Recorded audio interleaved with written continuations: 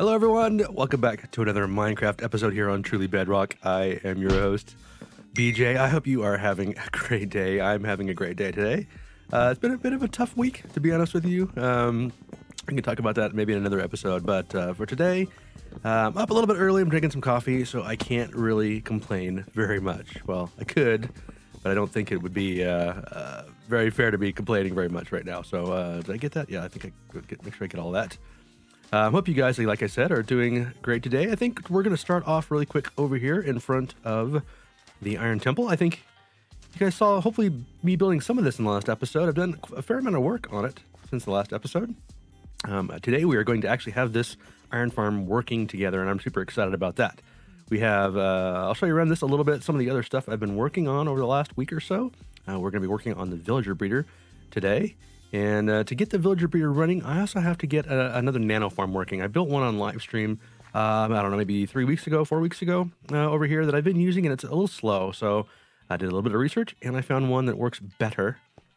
So I'm going to show you that. I'm also going to be doing a proper tutorial for it here this weekend at some point. So by the time this video comes out, hopefully I'll also have that tutorial out. But we shall see. The first thing I want to show you today is I got a couple of nice gifts here. Diamond blocks. Those are, of course, always a nice gift. I was on playing last night, and Liara was on, and I was kind of lamenting at my status as being relatively poor. I've got 11 blocks of diamonds to my name, which seems like a lot sometimes, but in comparison to the cost of some of this stuff, I need a little bit more, I think. So anyway, I was just lamenting, sort of jokingly about it, and she came over and dropped off 3 diamond blocks for me. So now I can go buy some more gunpowder for my rockets, because I'm also really low on rockets. And then Zap, our friendly neighborhood Zap, came by and dropped off this, which I think is really awesome. I've been seeing these around the server since I came back on, and I wasn't sure who had made them.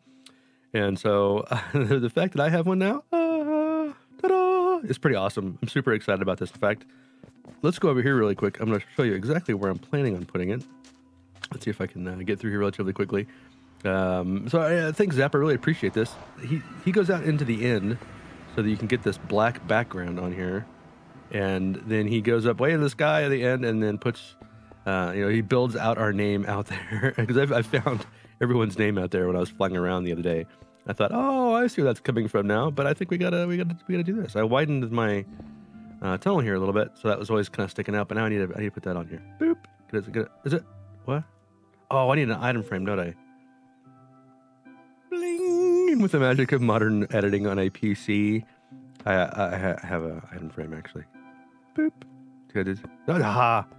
Oh, excuse me. I did not really want to see what was inside your head, but thank you very much. There we go. Thank you very much, Zap, for getting me my my signage so people know where the heck my portal is. The good thing is I've been back on long enough now that people are starting to actually come back and come over and check out my base and come talk to me and share things with me. So that's nice. So now I can tell them, just go down past Silence portal room, and you'll find my fancy new Zap sign. And you can then come back and visit me in my portal, in my base. And I'm going to appreciate that very much. Come visit me, my fellow truly bedrockers. So the other thing I wanted to show you really quick, too, is I've also been doing a fair amount of work on prepping the paths. Some of the paths I've got some more built. I built a bunch down around the Iron Temple itself. And then we have the beginnings of a couple of buildings that are over here. And I also thought I'd show you really quick the stuff that I've been working on the temple itself. So I did expand the water here out just a little bit. We'll have a new pathway that's going to tie it probably back over to Tistom, I think is back over there, Prow. And Echo Soldier actually built not very far away as well, and Silence over there. So I was thinking about building some paths out to these other locations where these guys are doing their bases, and then bring it back into here, and there'll be like a little gate you come through, and a walkway along here that brings you into this sort of center area in front of the temple. Pretty excited about that. Then we have a couple of buildings, built some walls, did some more paths. Got the little fountain feature, and I have a plan actually for this as well. This is going to be one of the spots that I could throw my supplies into, and it gets put into the auto sorter. But I have another idea about this as well. But I thought I'd show you this. I built 4 towers on the corner of each side of the temple. A little bit of detail on the facade. I might actually show you a couple of little cinematic clippy things that I did earlier.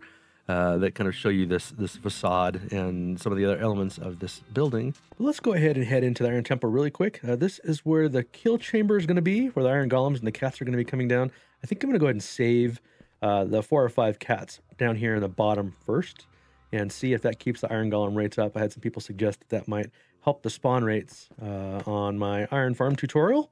And then we've got the beds ready to go. So otherwise, this the build for this is ready to go, with the exception of the water and, of course, the villagers.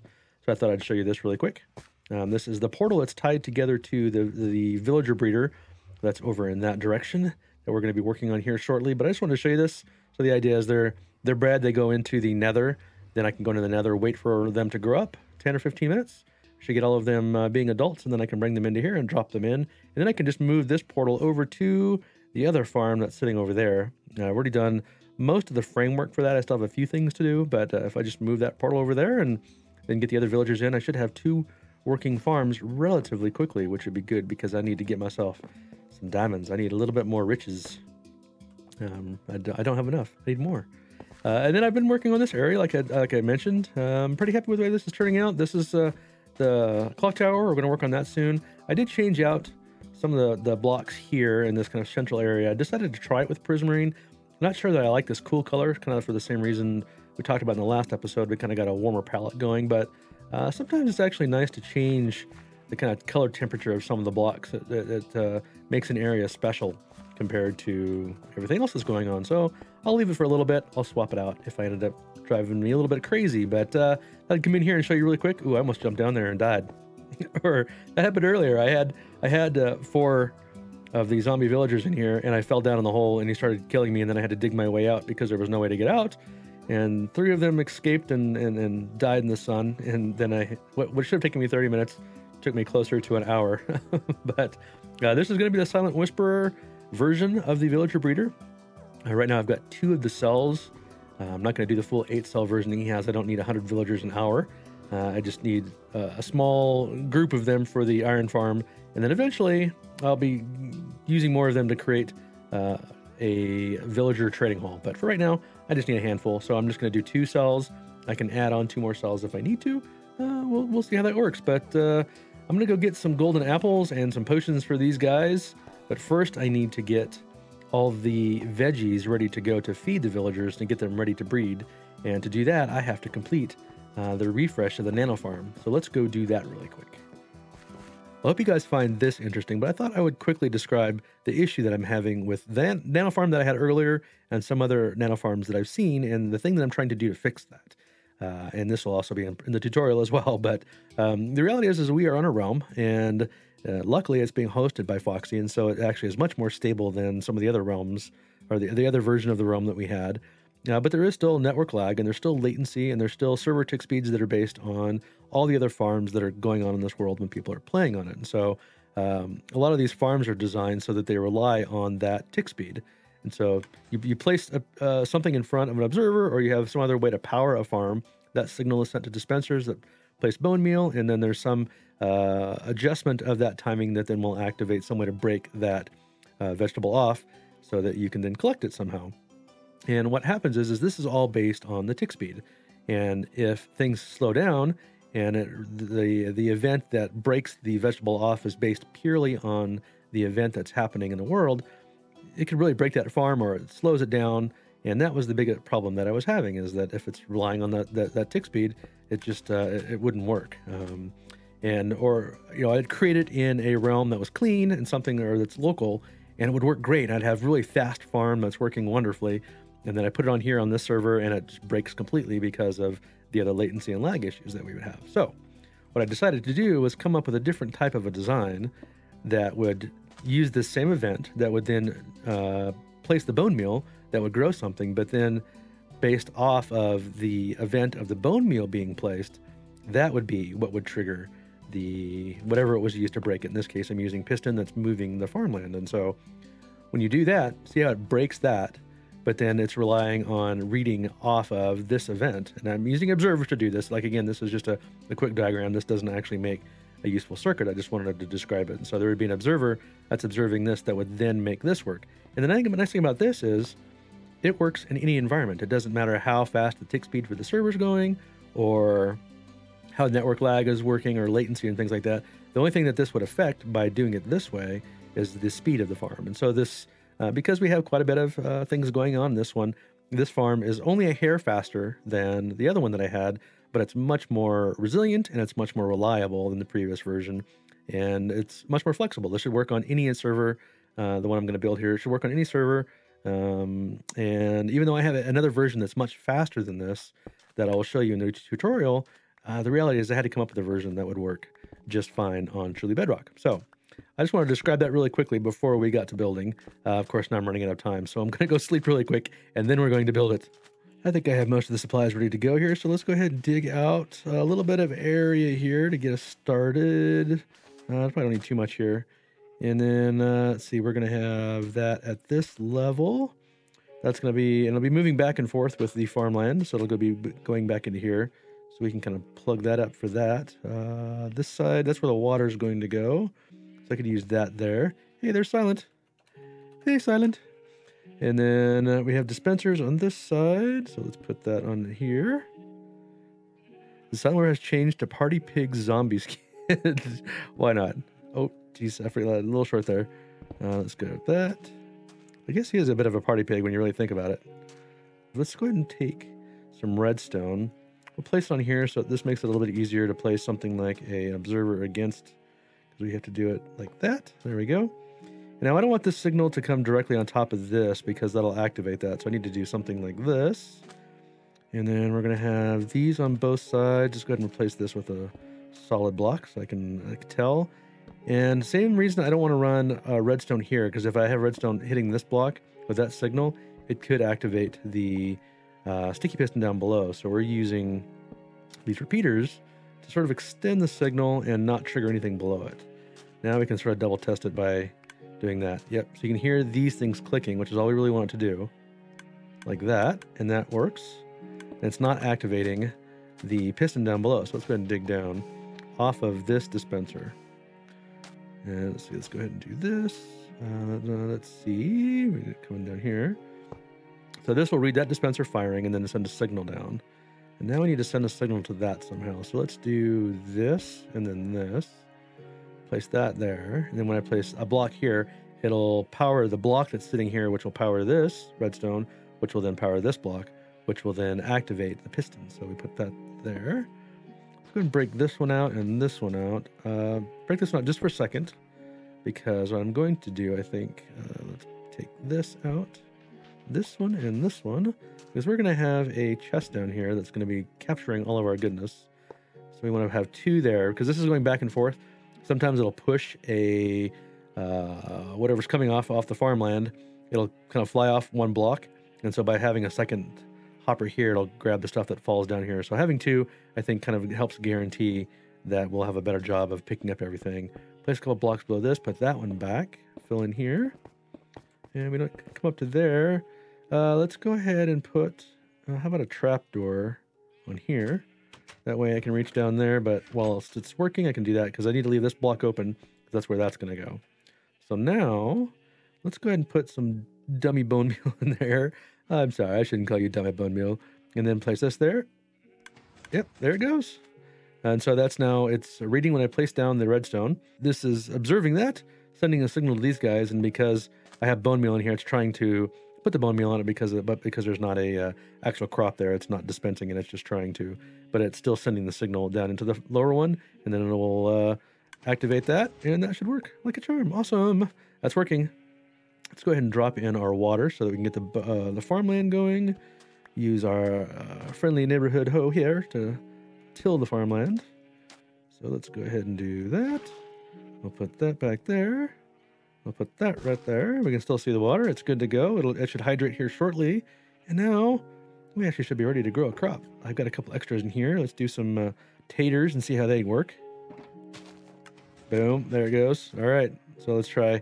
The one thing you have to be careful from doing is if you're looking straight down and you hold the right click, it'll start triggering the hopper down below. It looks like see, there it goes. Try to peek in the hopper.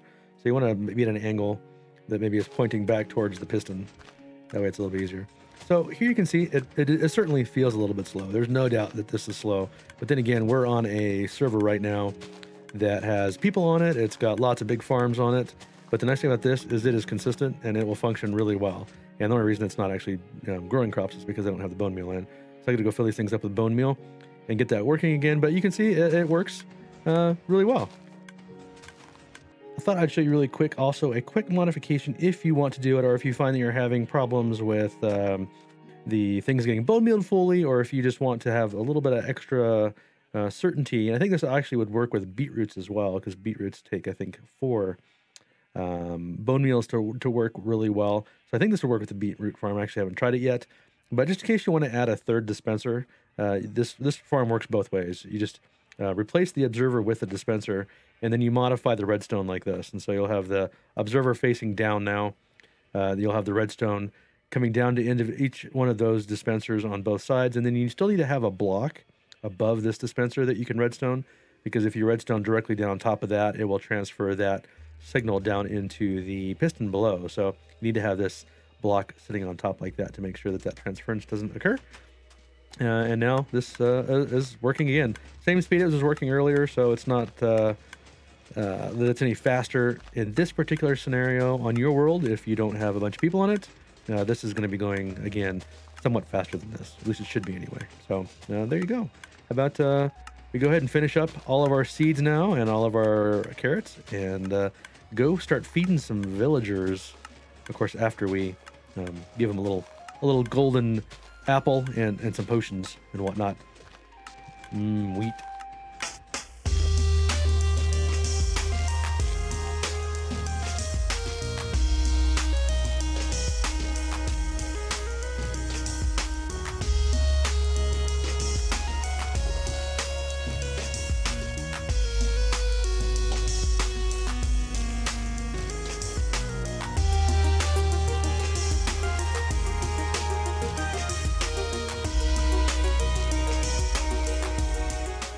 Oh, wrong one.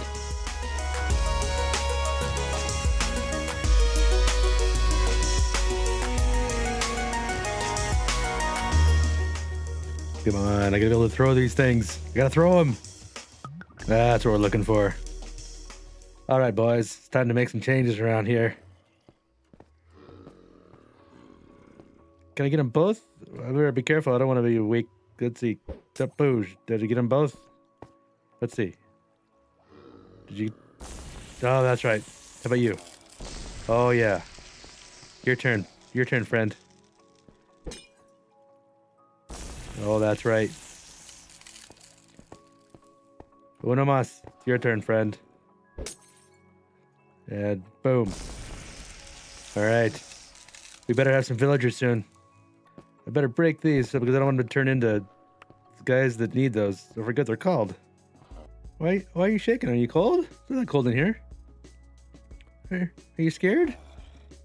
Don't be scared. You'll be happier. I swear you'll be happier in your new lives as villagers.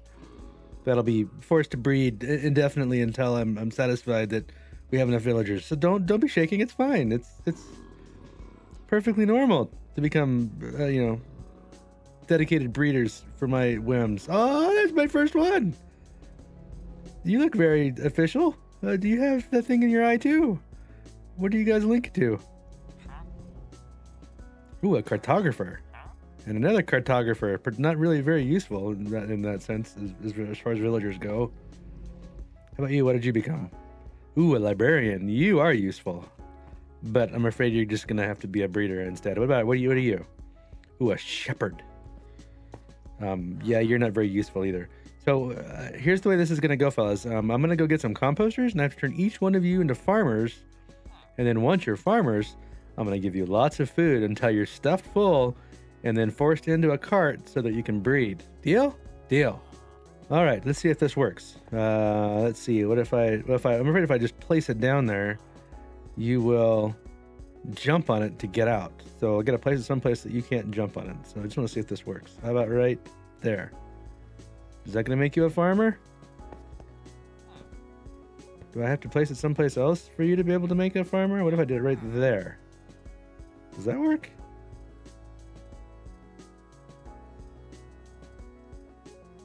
You guys are tied to something else apparently, and I don't know what. So if I place another one there, this is most problematic. Well, perhaps if we set up the bed so it establishes a village, that will be what we need. So one of the things I also did learn is that any point of interest within 96 blocks of a established village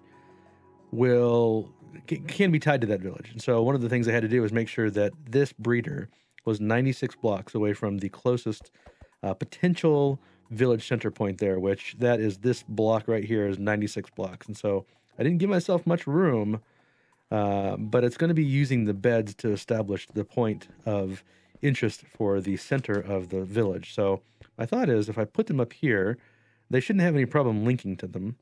I'm still quite a ways away from there, and I'm going to have several beds as it is. I'm going to have to go watch Silent's tutorial again to remember which that is. So see if we get any little green sparkles here.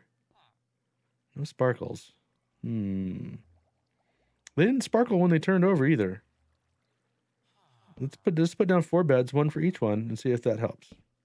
Because I'm not getting any sparkles. So I'm not sure what these guys are tying to because they don't have a bed up here. Oh, wait, you know what? Actually, I do have a bed over here. Let's go break my bed just to make sure, because that might be part of the problem. Is that part of the problem? No bed there, no sparkles. No one's turned into a... Oh, wait. No one's turned into anything yet. Do I need to do something with these guys? This is very confusing. It took me a while. I had to... I'm not even sure. Honestly, I don't even know what the heck I did. I got them all in here, and then I laid their beds down, and then that turned into farmers. Are you a farmer? Or are you still a... you're a fisherman now. Why are you a fisherman? I don't even know how you become a fisherman. Oh, this is very confusing. Are you a fisherman too? What are you? You're a fisherman too. Why are you guys fishermen? Out loud, I finally figured out that fishermen are connected to barrels. And I have a bunch of barrels over in my storage area that they're probably linked to. And so I had to go break every single one of the barrels. And what I did is I broke all the ones that didn't have anything in them. So what I'm hoping is that if you don't have anything in the barrels, then that's what they tied to. So anyway, I broke them all and I came back and we're officially all farmers, finally. So I think what I can do now, I think I just need to trade with you guys to lock in your trades. And then you're not going to link to any other job blocks. I hope. But we're going to have to wait until next episode. I'm sorry. I didn't get the Iron Golem Farm done. I tried. We just ran into some problems with some villagers and a few other things. So this one's stretched out quite a bit, and this episode is already pretty long. So we will finish it up next episode. We do have a Truly Bedrock streaming weekend coming up on December 21st and 22nd. Please come out and check all of us out. I think there's 10 of us streaming that weekend on both Saturday and Sunday. I will be working on some additional Iron Golem farms. I would love to see you all out. If you like this video, please hit that thumbs up button. I would really appreciate that. If you haven't subscribed yet, please consider doing so. I do have some goals for next year. I'm going to try and hit 10,000 subs and 100 videos. So I got a lot of work to do, and I can really use your support. So thank you all very much for watching. I really appreciate it. We will see you in the next episode. Have yourself a good evening, a good morning, or a good afternoon. Bye-bye.